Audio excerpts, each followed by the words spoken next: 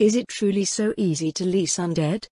Florine knew the process inside out, yet she was still compelled to ask the question as Falagrim Feelhammer submitted his order. The Dark Dwarf, while having the various documents that she had lent to him translated, could not fill out the forms himself, so he ended up dictating what he wanted to one of the junior officials. "I'll take 2 of set A with some Elder Liches on the side," the Dark Dwarf said. 2 Country Destroyer sets. The Elder Lich repeated the order as its pen scratched over its clipboard. "How many Elder Liches would you like?" They really need to change the names of those package deals.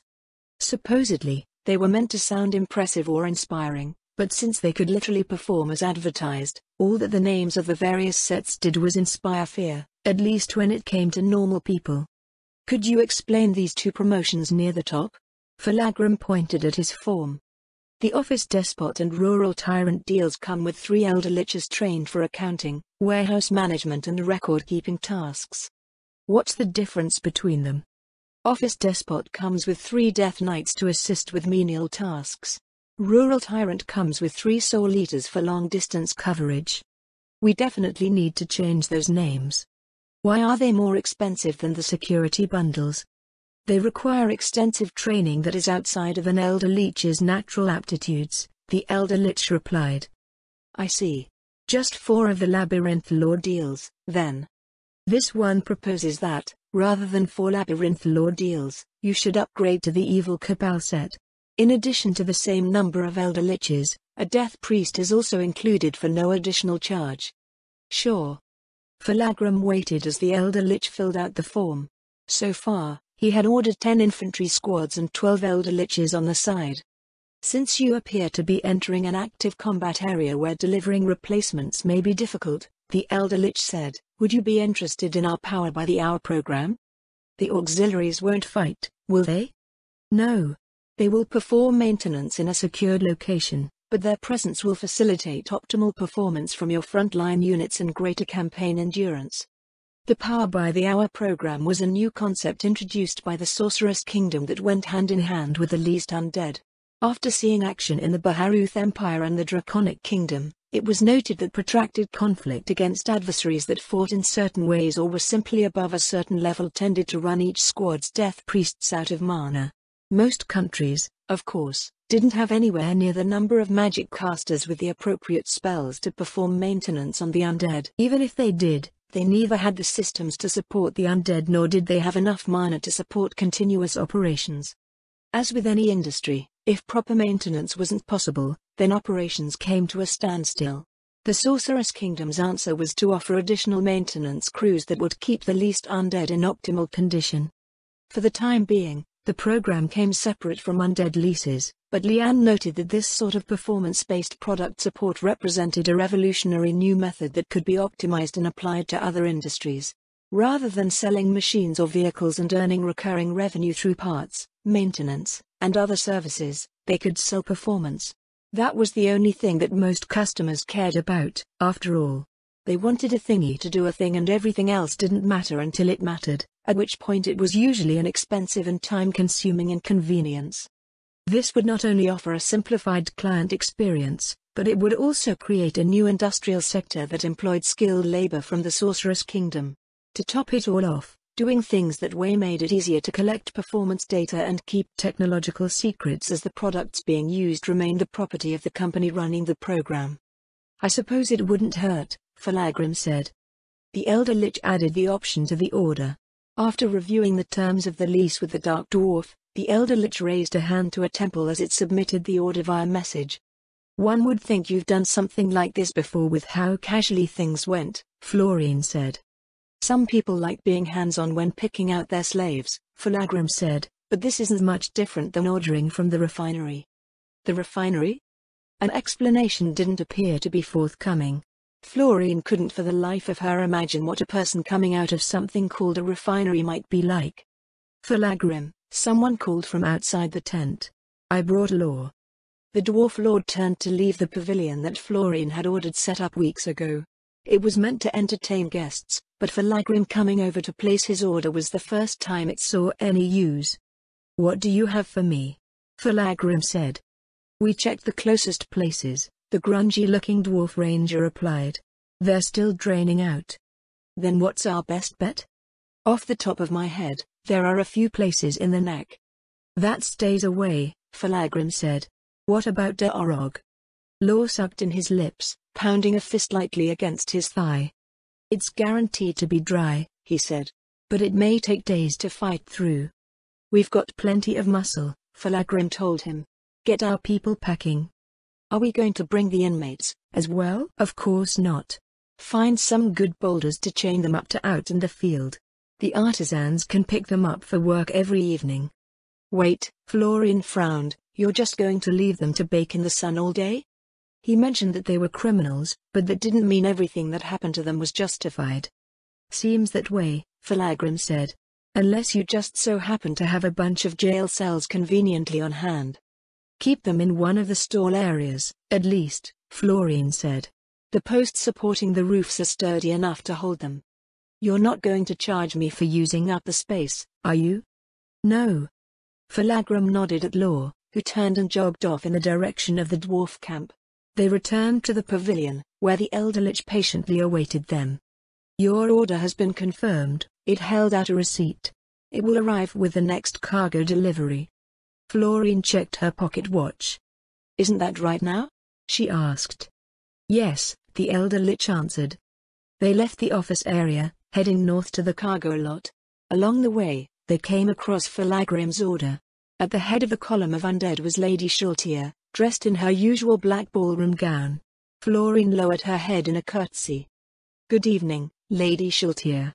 Good evening, Lady Gagne, Lady Schultier said. It appears you've already landed your first sale. It wasn't through any effort of my own, Florian replied. This is them, then? Yes, that's right. Lady Schultier raised a sheet of paper in front of her and cleared her throat. 2 country destroyer sets, 1 evil cabal set and the maintenance crew for the power by the hour plan. Please confirm that there are no problems with your order. Falagrim and Agni went around to inspect the newly arrived rentals. Schultier's crimson gaze lingered on Agni roughly 2 seconds longer than it did on Falagrim. Why is this place so horribly unsexy? Lady Schultier said, remind me to get you assigned to some place filled with elves or something next time. I would say that attractiveness is least on my list of concerns when it comes to the dark dwarves, my lady. Why? Because they're evil, callous, cruel, and utterly bleak. All they do is work and work and work. Speaking of which, the Royal Treasurer asked me to remind you to send any interesting items you find his way. The Royal Treasurer always asks for interesting items, Florian rolled her eyes. Since you said all of that, have you met any dark dwarves before? No, but that's what they're supposed to be like, right?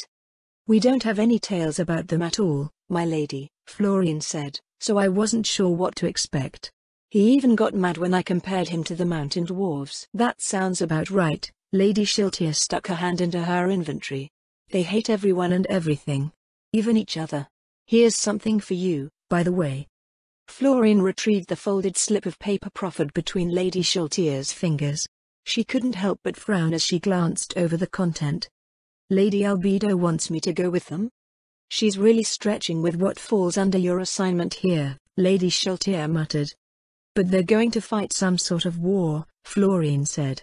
Wouldn't Ludmilla be more suited to this sort of thing? I'm sure she would be, Lady Schultier replied. Nevertheless, you are the one being assigned. I believe Albedo has a list of tasks written there. She sighed and read the Prime Minister's missive again. In addition to observing the Dark Dwarves and assessing their civilization, Florian was to explore potential relationships with any other races that they encountered underground. While it was true that she might be a better fit for the task than Ludmilla, she didn't think they would be on some leisurely trip to wherever they were going. Maybe she could take note of everything and revisit them later. Will you be coming with us, my lady?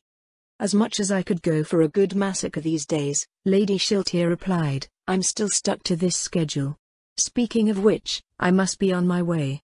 Don't get caught by brain eaters while you're down there. With that, her liege went back the way that she had come. Florian was left with yet another unsettling term that she had no idea about. I need to go and get ready. Are you coming with me? She asked the vampire bride standing silently at her arm. Of course, Lady Gagne, the vampire bride replied. Shall I prepare your things? Please. How long will you be away for? I don't know. Florine went looking for Falagrim, finding him and Agni on the other end of the column.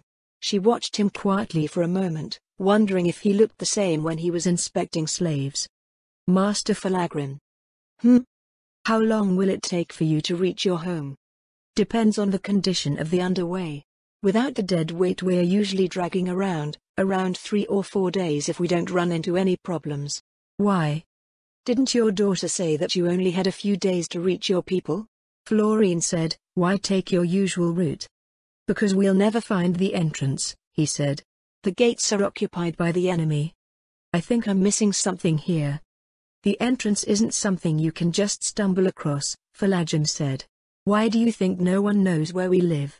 Even if one knows exactly where it's supposed to be, if the gate controller doesn't want them to find it, they won't. Perhaps putting them on the same level as the northern human countries was grossly in error. Never mind not hearing about something like that before, that it could exist would have never crossed her mind. There are point to your questions, girl. I was ordered to accompany you. Florine's gaze turned down. Sorry for the imposition. The dark dwarves frowned up at her for all of 3 seconds before returning to their inspection. It's your funeral, Falagrim told her. We're not slowing down if you fall behind or get lost. Florine fumed as she rushed back to her tent with the vampire bride. Why did he always have to be so unpleasant? Since Lady Shiltir described dark dwarves exactly as Florine had observed of them, perhaps they couldn't help being that way. However, even if it was normal for them, their behavior still made her feel miserable whenever she interacted with Falagrim and his people. At her tent, Florine found Issaroku waiting with her escort. The infantry squad almost looked spirited. Did you receive instructions from the administration? Florine asked. Indeed, Issaroku answered. We have been ordered to accompany you on your journey. This infantry squad has been charged with your protection. To keep in mind, however, that the death priests cannot heal the living. I brought plenty of restoratives with me, Florine said. I'll hand some out to everyone just in case I'm unable to use them. What's going on here? Bubibi and Iliki came from nearby with curious looks. Florine handed her bag over to the vampire bride so she could start packing. Falagrim's home is in danger, Florine said. We're going with him. I would not recommend this, Bubibi said. Though I know not where the dark dwarves dwell, I do know that it is somewhere underground. Even the upper realms are not a place for humans. The upper realms? The realms below are divided into layers, Bubibi told her. The upper realms of the topmost layer, sitting just below what some may simply believe to be a deep cave. But, then, that cave goes deeper and deeper.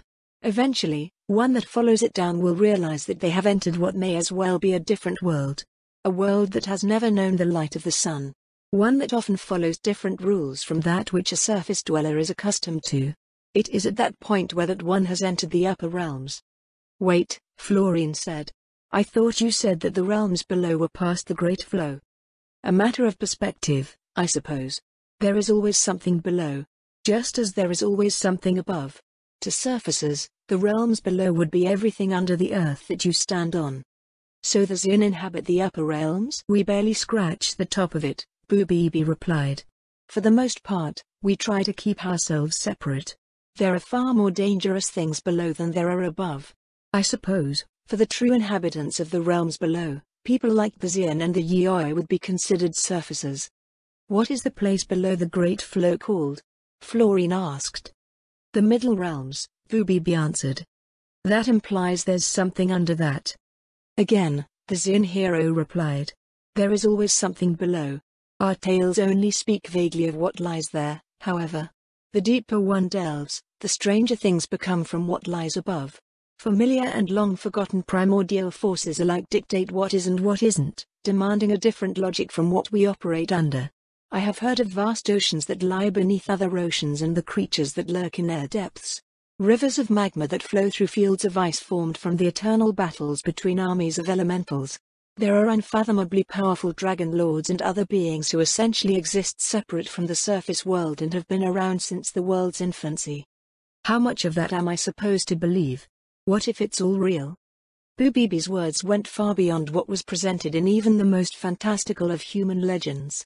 Human legends didn't even mention the realms below.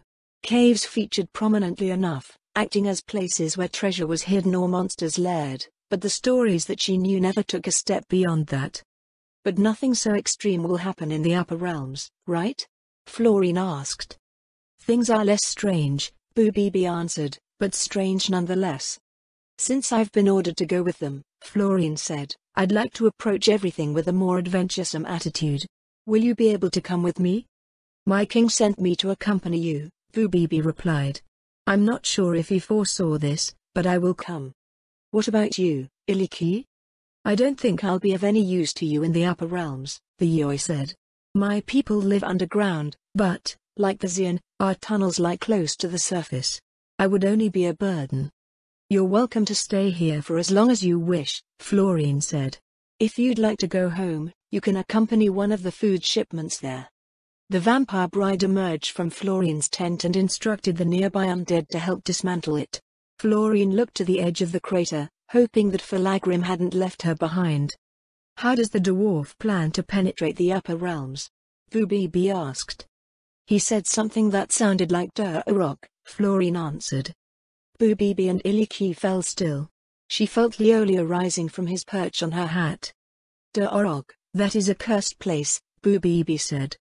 What is it? The capital of the dwarf kingdom that once lay under the Abelian hills. Now, it is merely an almost forgotten tomb. Was that kingdom in any way related to the Dark Dwarves? Only by the fact that they were also dwarves, Boobibi replied. Durarog was the capital of the Hill Dwarf Kingdom. What happened to them? The demon gods came for them, Boobibi told her, but they were intercepted here in the Dale of Defiance by the great coalition of heroes.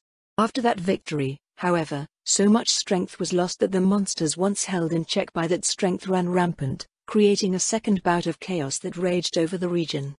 But if you cooperated to defeat the demon gods, Florine said, why not band together to defend yourselves against those monsters?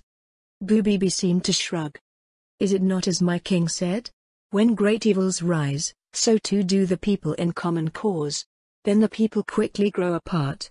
More often than not, it is the lesser evils that fell great nations. In the case of the Hill Dwarves, they were destroyed by some threat from below. No one knew that they were gone until we became curious why none showed up to peddle their wares for years. And we're going there? What if whatever got the Hill Dwarves is still around? Once the tent and all of its contents were back in her infinite haversack, Florine left with her companions in search of Falagrim. She found him speaking to the artisans he was leaving behind while a few other dwarves were attaching chains to the posts where their inmates would be accommodated while he was away. Nearby, his newly leased undead were waiting in neat little columns. When he finished speaking, he walked right past Florine and left with his people. Florine's steps picked up to keep pace with him. I heard that Durarog is the former capital of a Hill Dwarf kingdom, she said. What of it? Someone mentioned something about it being cursed. Falagrim snorted. There's nothing cursed about it, he said. It's just infested with undead. Florine glanced at Isoroku. Did any of our patrols encounter undead? She asked. No, the Elder Lich answered. I bet none of your patrols encountered a whole damn Hill Dwarf kingdom, either, Falagrim said. How did the patrols miss a whole kingdom? The locals knew about it, too. Rather than subject herself to any more of Falagrim's caustic responses so early in their journey, Florine settled on looking at the scenery. Unfortunately, the sun had already set. The silhouette of the hills in the twilight and the emerging stars above was all she could see beyond the range of her dark vision item. They had left the Dale of Defiance on a northwesterly path, but she wasn't certain about their direction anymore. Their pace picked up to one that would have probably winded a healthy, seasoned farmer before long, and her attention shifted to the ground as they made their way over the rough terrain. Leolio pipped. Thinking too much, the Maiku said. Trust Leolio. What does he mean by that? Nearby, Florine noticed Velgarth looking in her direction. So that was a demi-human after all, huh? She's initiating a conversation with me? Was it because she was a woman? No, Agony was just as grouchy as Falagrim. Maybe it was because she was younger. It would be nice if she could make friends with at least one of the Dark Dwarves. Leolio is the first person that I met here, Florine said. He's been with me ever since. I see, Velgarth said with a thoughtful expression. I didn't know humans could be tamed. I take it back. She's just as bad as the others, if not worse. He isn't taming me, Florine said. Isn't that right, Leolio? Pip. Leolio? She wasn't being tamed. It didn't feel like she was being tamed, except she didn't know what being tamed felt like. Was it possible for a human to be tamed? Ludmilla had Ilishnish. If something like a dragon could end up as a pet, then a human wouldn't be outside the realm of possibility. Silly human, Leolio said. Leolio is not taming you. Leolio is guiding you as he has been from the beginning. I believe he is referring to an ability analogous to a ranger's trailblazing, Isaraka said. The servitors employing Miku in patrols and deliveries have noted similar improvements in performance. Now that she thought about it, she couldn't recall having any difficulties traversing difficult terrain short of sheer cliffs. I never realized that you were helping me like that, Florine said. Thank you, Leolio. Pip. A few hours later, they arrived at a small canyon with narrow, high walls that rose beyond the range of Florine's dark vision. There was little difference between it and any number of similar locations all over the region. Several of Falagrim's rangers went ahead of them, vanishing into the darkness of the narrow passage. Is this it? Florine asked. Would there be any other reason why we'd stop here? Falagrim muttered. Florine stepped closer to one of the canyon walls, trying to discern anything that suggested the passage was artificial. As far as she could tell, the stone was completely natural and untouched by the hand of any artisan. One of the rangers reappeared several minutes later, nodding to Falagrim. Way's clear to the entrance, boss. Move in, Falagrim said. They followed the winding course of the canyon, footfalls splashing in the stream as the passage became so narrow that a wagon could barely squeeze through. The stars above vanished, replaced by the stone ceiling of a cave. Florine lost track of time as they made their way further and further into the hill. Then, all at once, a sense of wonder filled her as the cave seemed to transform into the unmistakably exquisite form of dwarven architecture. The passage widened and the stream was replaced by a pair of aqueducts that formed a long colonnade that looked like it had been carved straight out of the living stone of the Abelian hills. At the end of the cave was a wall of seamless stone polished to a mirror finish.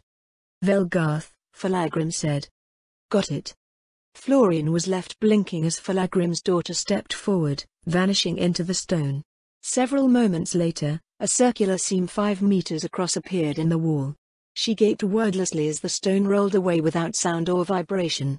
On her head, Leolio let out a cautionary pip. Registering undead reaction, one of the death priests said. Her escort closed in around her, forming a fortress of black shields. It was only after that Florine became aware of the telltale sensation of ambient negative energy. Falagrim, however, only strode forward, his rangers sweeping ahead of him. Aside from the colonnade that continued on the other side of the gateway, she could only describe Der Orog as an endless expanse of darkness. The interior was so expansive that it far exceeded the range of her dark vision item. Florine's escort settled into a more mobile formation as they had to keep up with Falagrim's blistering pace. This spot looks good, boss, Law said. Their procession stopped. Falagrim hefted his warhammer, banging it loudly against his body-length tower shield. As the sound echoed against the unseen walls of the city, countless points of crimson light appeared, turning the darkness into a vast field of bloody stars.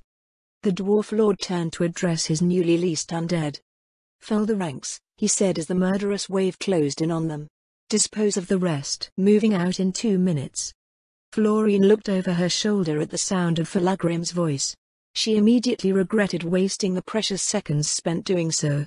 Her eyes returned to the mural covering the wall before her, examining its details under the light of a torch held aloft by the Death Knight behind her.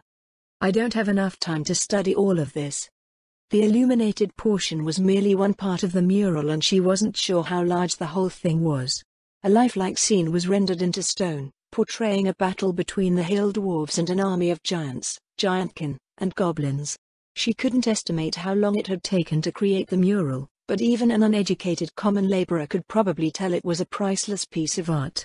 More than that, it was a priceless piece of history, and that history had happened completely underground. She walked a dozen meters to the side, where the scene transitioned to a side tunnel where dwarven skirmishers were ambushing their enemies using a combination of traps, magical beasts, and crossbows.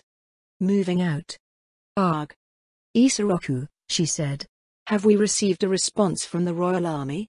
Message spells appear to be ineffective for communication with the surface, the Elder Lich replied. A summon has been dispatched with a physical copy of your request. I see. Thank you. The relative silence of the surroundings was abruptly broken by the sound of an undead army on the march. Thousands of undead moved in lockstep, those that had feet, at any rate, the dominated remnants of the tens of thousands of undead infesting Orog. Falagrim had conducted the battle with a calculated ruthlessness that put to rest any doubts that he was capable of commanding his newly acquired undead forces. Now, Florian was left to ponder the various implications revolving around the terms of his lease.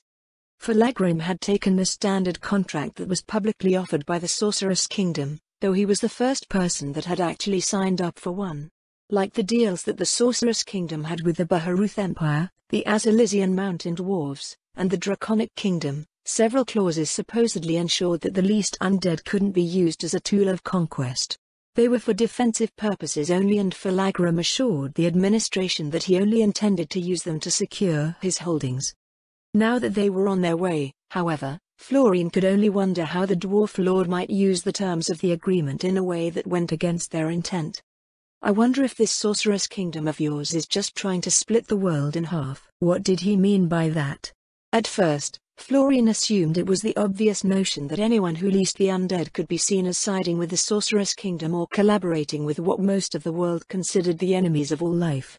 Unfortunately, she was beginning to sense that there was much more to his words. Kill that light. Florian nodded. The Death Knight deactivated the magic item. At the end of the long colonnade was a wall identical to the one that they had entered from. Velgarth floated up into the air and out of sight. A minute later, the masterfully crafted door revealed its existence and slid silently to the side. A wave of humidity rolled over them, carrying with it a cocktail of unfamiliar scents. The army advanced. To Florian's surprise, they did not emerge into a cavernous passage like the one that connected the dwarf city to the surface, but instead stepped onto a stretch of dwarven pavement. It was not dissimilar to the roads being laid around the Duchy of Eranthal. A highway. An underway, Velgarth corrected her. It had the same, ageless feeling to it as the architecture in the hill dwarf capital. The underway's smooth walls and ceilings, despite having no visible vaults or bracings, remained in perfect condition without anyone to maintain the structure. Indeed, the underway itself appeared to be enchanted, and even the sound of the undead army's passage was being absorbed into its walls. "Hey, Law," Falagrim said. "Any sign of where the trains went?" "The monitor in the station office was destroyed," the Dark Dwarf Ranger replied. "They could be anywhere, but I bet they were destroyed by whoever attacked this place." "Find any clues about that?" "No," Law shook his head. "Whoever did it cleaned up after themselves real good." Florian didn't share the same frame of reference, but the demise of the hill dwarves presented a mystery all the same. The presence of the undead suggested that the people of Orog met with a violent end, one that hadn't allowed a single hill dwarf to escape into the Abelian hills to spread the word of their fate. Going by the scale and quality of their stonecraft, the hill dwarf kingdom here was no less advanced than the mountain dwarf kingdom in the Azalisia Mountains at the height of its prosperity, and thus should have been at least as powerful. But, while the mountain dwarves had the demon gods to thank for destroying Feobarkana and initiating their slow decline, the demon gods had supposedly been defeated before they could reach Orog. The very idea was a bitter one, to survive the greatest calamity to befall the region in centuries, only to be destroyed shortly after beneath everyone's notice. Her head turned as they crossed an intersection, trying to make out what lay in the darkness to either side. "Where do those lead?" Florian asked.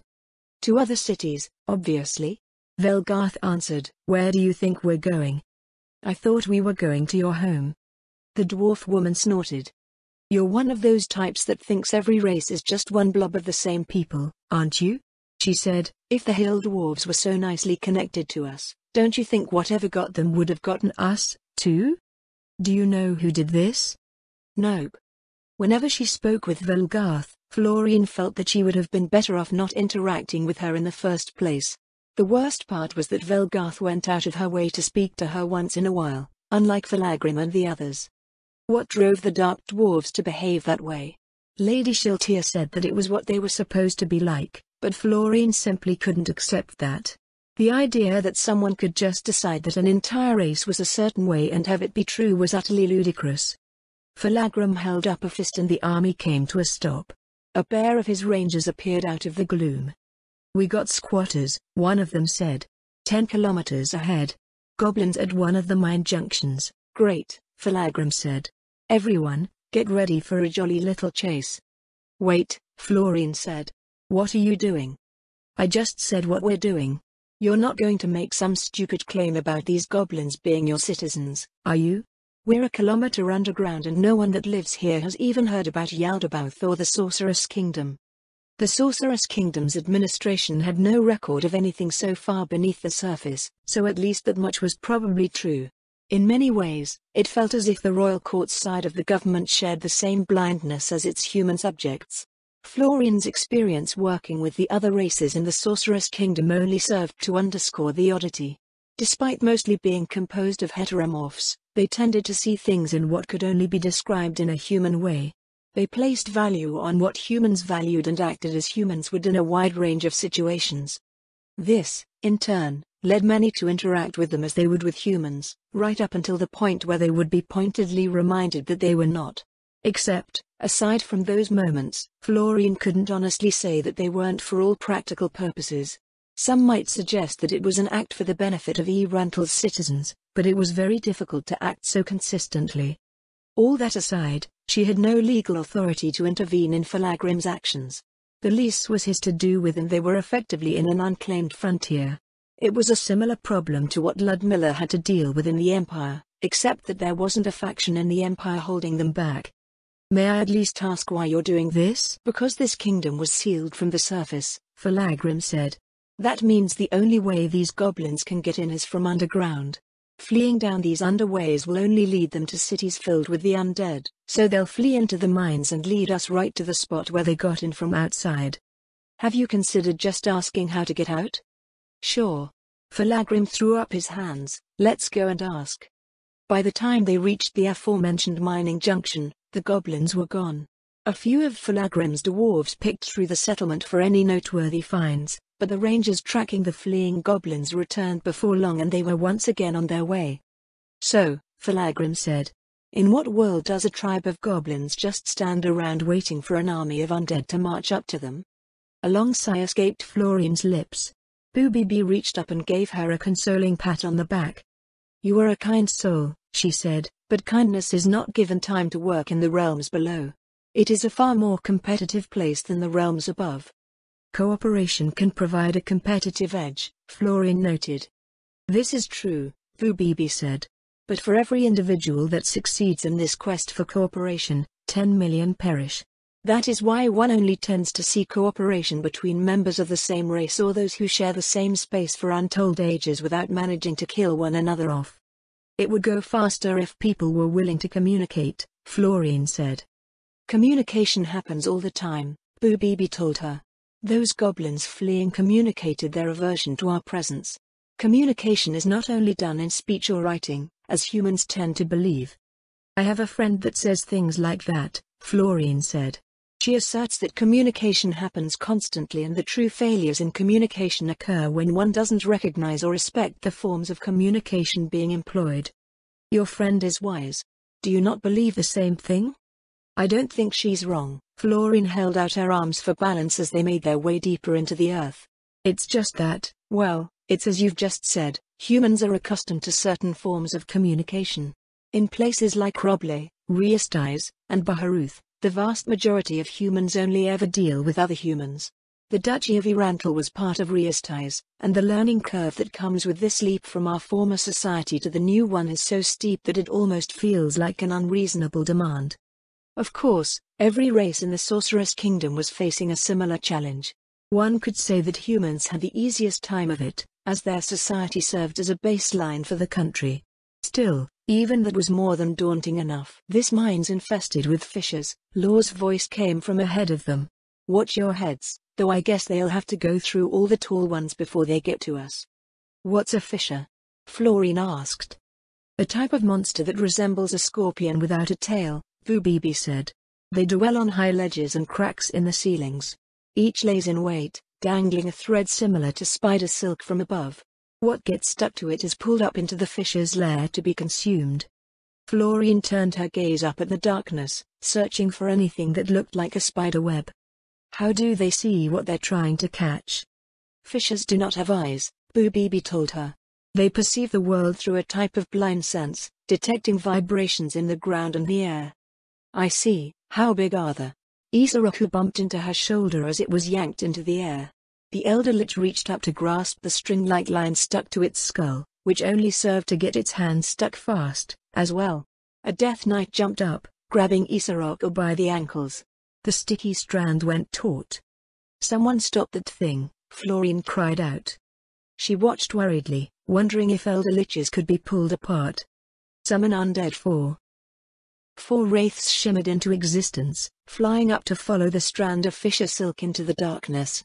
Isoroku wobbled back and forth as if being strummed as an unseen struggle sounded from above. A minute later, Florine released a sigh of relief as the line went slack and Isoroku returned to the ground. And then she jumped with a shriek as the corpse of the 3-meter-long monster fell on top of him. Are you all right? She asked. We're not even out of the Hill Dwarf Kingdom yet and it's already like this. A pair of death knights picked up the corpse and tossed it to the side. Isoroku rose to its feet, brushing off its tattered black robes. Damage is within acceptable operational parameters, the Elder Lich reported. The Elder Lich then retrieved its clipboard from the floor of the tunnel and started taking notes. Someone heal Isoroku, please, Florine said. Isoroku's nonchalant behavior aside, the fisher looked like it was extremely heavy. Not only was it 3 meters long, but its body was covered in thick, chitin plates. Its 2 armored foreclaws were each the size of Vubibi. The dark glow of negative energy washed over Isoroku as one of the death priests tended to the damage. Florine turned back around, fearing to see what sort of looks the dark dwarves were giving them, but she found that they were gone. They really meant it when they said they wouldn't slow down for us. Fortunately, the long column of undead was still marching by. Florine and her escort followed them down the tunnels, wary of more strands of silk dangling from the ceiling. It didn't take long for them to catch up, as the mining tunnels narrowed to the point where they had to walk single file. It took a half-hour of waiting behind the pack of wights, wraiths and assorted low-tier undead before their turn to squeeze through finally came. She had no idea why the wraiths were waiting. Maybe they were just mindlessly following their instructions. Unexpectedly, she found the other end of the tunnel awash in colorful light. They emerged into a cavern softly illuminated by a variety of phosphorescent fungi. The hues of violet, cyan, azure, and amber reminded her of the underground portion of Erantl's demi-human quarter. She wondered if they were the same species as those being used in the city. The dark dwarves were setting up camp on the far side of a large pool and Florine came over to join them. None of them said a word to her as she put up her own tent nearby. She retreated within and lay down on her cot, closing her eyes as she needed the weariness from her sore calves. Would you like a massage, Lady Gonnier? The vampire bride asked. If you don't mind. Florine jerked slightly as the vampire bride's icy cold fingers wrapped around her left calf. It took several minutes for the temperature of her hands to match Florine's. Still, after that, she just couldn't relax. Getting so tense defeats the purpose of a massage, the vampire bride said. I can't help it, Florine replied.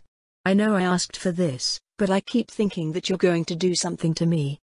She tensed even more as the undead handmaiden's fingers worked up her leg. I can't deny that, the vampire bride said. But that would also help you relax, yes? Just the legs, please, Florine told her. Actually, why do you know how to perform massages? I thought that the undead were free from the physical ailments of the living. Would doing this for Lady Shiltier do anything? I haven't really thought about that. A vampire thing, perhaps? Or maybe certain types of undead. There are many things that we don't need to do, but we can and do anyway. The undead do not hunger, but vampires will both feed and enjoy the activity. We can experience lust and love and we have sex all the time despite not being living creatures that need to procreate. New vampires aren't even born that way. Is that why you're always so hesitant to enjoy yourself with us? Because you don't think we're supposed to experience all of that? That's not the reason, Florian said. Well, not the main reason. I would be lying if I claimed not to be disturbed in the slightest. But I think that being able to experience things in a similar manner to the living is generally a good thing, even if it's twisted to fit your nature. Actually, that's probably one of the best aspects, from a certain point of view. People can see that you do have needs, desires, and emotions, but they also see that they're driven by different things. Many erroneously assume that everyone is like themselves, but no one makes that mistake with the undead. It's a sort of practical exercise that puts people in a more flexible mindset when dealing with other races. The vampire bride's hands moved to Florian's other leg. You've put much more thought into it than I have, the vampire bride said. Does that mean we're useful just by existing? Florian smiled slightly. Though they weren't summons, they still shared many similarities. Foremost among them was their desire to be useful. It was a desire that Florian shared, and she also empathized with them when they became anxious over their self-worth. I think the usefulness comes from a combination of things, Florian said. There's what I mentioned, plus the fact that you're willing to interact with the citizens in a productive way. It might seem like simply existing, but everything comes together to create an otherwise unobtainable learning opportunity. All people need is a chance. It was strange that even the idea that such chances could exist fell outside of most people's common sense. As Falagram had so snidely pointed out, no one would chance a chance. The world had long drawn the thresholds of unacceptable risk, and those who questioned them were considered fools. Those fools tended to not survive their folly, and they served to reinforce what was already established. Florian's cot swayed slightly as the vampire bride moved up her legs. Her eyes popped open and she sat upright when something wet traced up her thigh. "What are you doing?" The vampire bride looked up at her. She had peeled off the top of her postal officer's uniform, which now hung loosely about her waist. Her pale, heavy breasts dragged over Florian's legs as her tongue left a slick trail up her leg. Several moments passed before the vampire bride seemed to realize what she was doing. "Oh, pardon me," she wiped her lips. "Force of habit." "And just what habit might that be?" Florian pulled down her skirts, swinging her legs off of the cot and putting her boots back on. She exchanged the perils of her tent for the relative safety of the realms below. Not far away, Falagrim was gathered for a meal with Agni and Velgarth. "Master Falagrim," Florian said as she walked up to join them. "How long will we be camping here for?" "6 hours, at least," the dwarf lord replied. "Longer if the Deep Wardens can't find a way north." She pulled out her pocket watch. It had been 36 hours since they departed Orog. Between the lack of daylight and her ring of sustenance, she hadn't realized how much time had passed. "If they can't find a way north," she said, "does that mean we have to go back to Orog?" "No," Falagrim replied, "it means we'll have to keep going forward until we do." "Which way have we been going?" "Northwest." Falagrim turned away and entered his tent. The exchange had been so straightforward that Florian couldn't imagine how much weighed on the dark dwarf's mind. Agni finished her food and left, leaving Florian and Velgarth to stare across the space at one another. Florian steeled herself for yet another unpleasant conversation. "So, how were you able to reach your father?" She grew queasy at the memory of Velgarth's gory entrance. Even Isoroku was at a loss as to what had happened. It wasn't any form of magic that the Elder Lich could recognize, so they couldn't even say what she had done. Velgarth asserted that it was a translocation mishap that she had no control over. With no precedent and little evidence as to what had happened, the judiciary couldn't decide what to do with her. "Is there anything safe that I can ask?" "I don't think I ever got how old you were." "Huh? 68. What's it to you? How old is that in human years?" According to the Azalesian mountain dwarves, they could live for over 400 years. Florian wasn't sure whether that was true or not, since no one over 200 had survived to the present day. When the demon gods attacked their kingdom and in the decades after that, every able-bodied dwarf was called to defend their people, while the old and infirm were sent away to take care of the young. As a result, there was a gaping hole in their demographics that made them seem like a very young population, at least by dwarf standards. "Correct me if I'm wrong," Florian said, "but that means you're about as old as I am, relatively speaking." "I got no idea about that. When are dark dwarves considered adults? When they're recognized as masters at their craft, Velgarth replied. Shouldn't that be the same everywhere? The other dwarf kingdom that I'm familiar with is like that, yes, Florine nodded. With humans, it depends. At least one culture has its age of adulthood set close to when the average person has grown enough to be recognized as a master.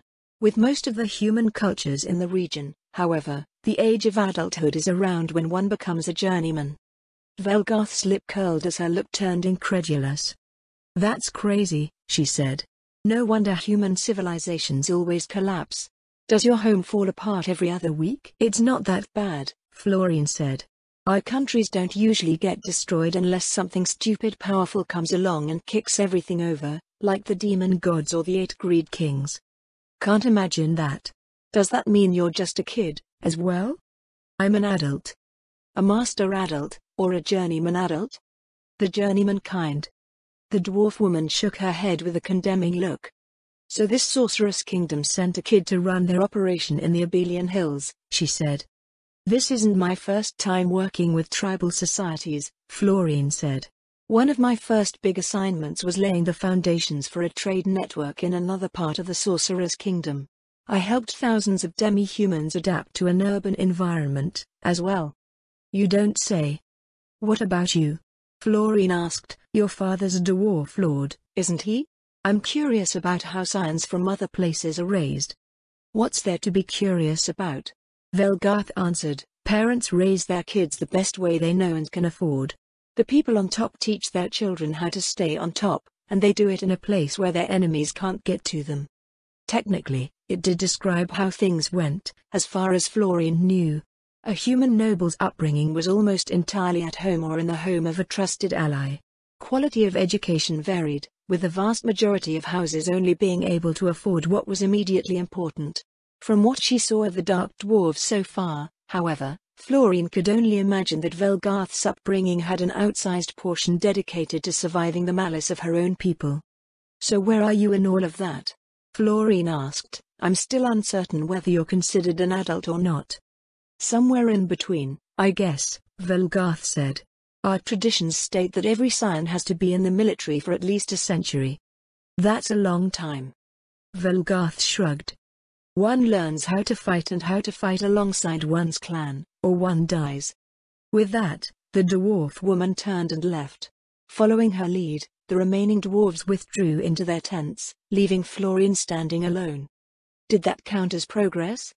Florine's initial feeling that Velgarth might be more receptive to conversation may have actually been correct.